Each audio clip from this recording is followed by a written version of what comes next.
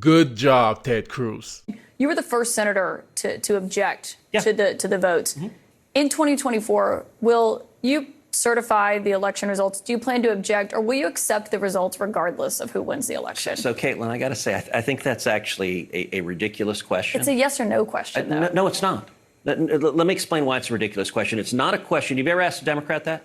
Of course. What Democrat? But what Democrats? Hold on a second. What Democrats challenge it? What Democrats? I know. I've been down this road many times. But no Democrat. You cannot compare the two situations. We have talked about that. We've seen the audio of that when they protested on the Senate floor. But hold on a second. But has you ever had a sitting president who refused to facilitate the peaceful transition of power, refused to acknowledge that his successor won the presidency? So, A, we did have a peaceful transfer of power. I was there on January 20th. I was there on the swearing in. Barely.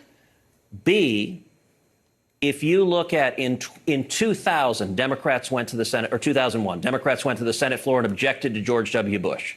In 2004, they went and objected. And what did the president do? In 2016, Democrats went and objected to Donald Trump. And so...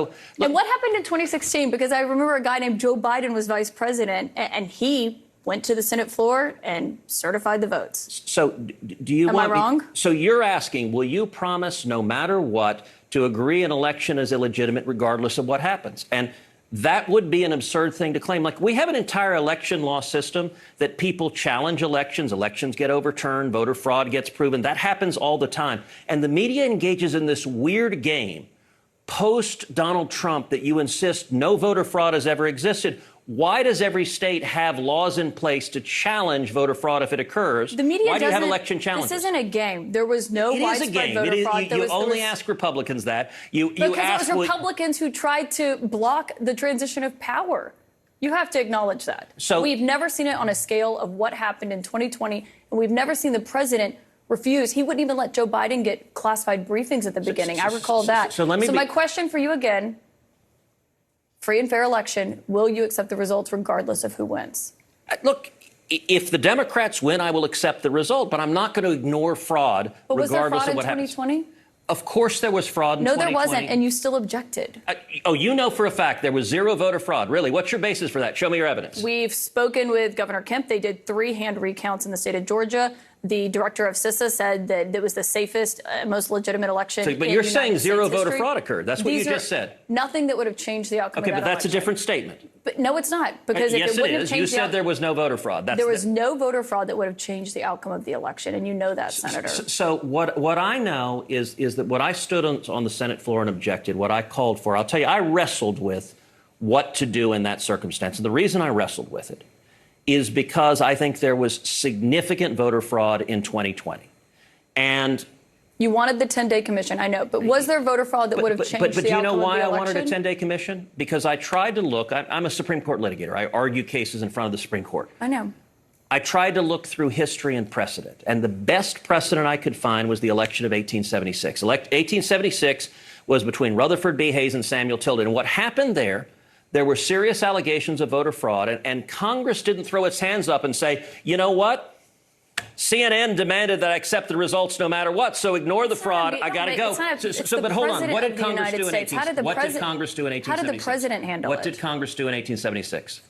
Senator, you can't answer yes or no to this question. I'm asking a question. What did Congress do in 1876? You can't answer yes or no to this question. And Republicans, can you answer my question? Why are you refusing to answer my question? I'm conducting the interview with all due respect, Senator. And let me ask you, it's Republicans have twisted themselves in knots. It's just a yes or no question. I'm not twisting myself. I'm answering your question. You just don't like my answer. And what's your answer? Is it yes or is it no? So in 1876, what Congress did is it appointed an election commission. It consisted of 15 people, 5 House members, 5 senators, 5 Supreme Court justices. The election commission was charged with studying the evidence and making a determination of what voter fraud occurred, and that determined the winner. And what I called for in 2020 was to do the same thing, appoint an election commission, and 11 senators joined me. Senator, with all due respect, after it had been thrown out of many courts, after the Attorney General Bill Barr, because there was no basis for those court cases. No, so that's actually Senator, not. With all due respect, you asked me a question. Do you want me to answer it? And you didn't answer the question. Yes, I did. Court cases were thrown out. Hold on a second. The Attorney General said there was no widespread fraud. You're not clearly answering the question. I want to thank you for that. What question am I not? I'm answering every question. I think the country would have been a lot better off with a determination of what evidence of voter fraud there was that occurred, and instead the media didn't want to hear it and insists voter fraud never occurs. You ought to go back and look at the Carter-Baker Commission. It was the Attorney General, and my question was about 2024. It was the media. It was CNN that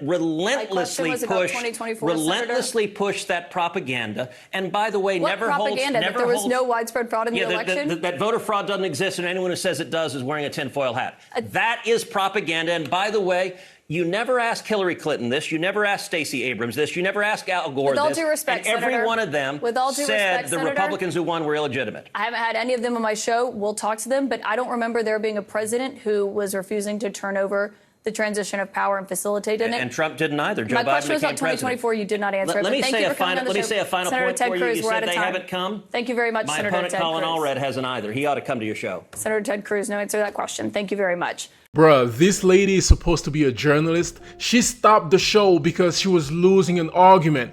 He clearly was still talking. And how can you ask a person to just accept a result no matter what? What? It's 2024 and I cannot believe there are people out there still watching CNN. Wow. You let me know what you think about this in the comment section. Great job, Senator Cruz. God bless you. Catch you on the next one.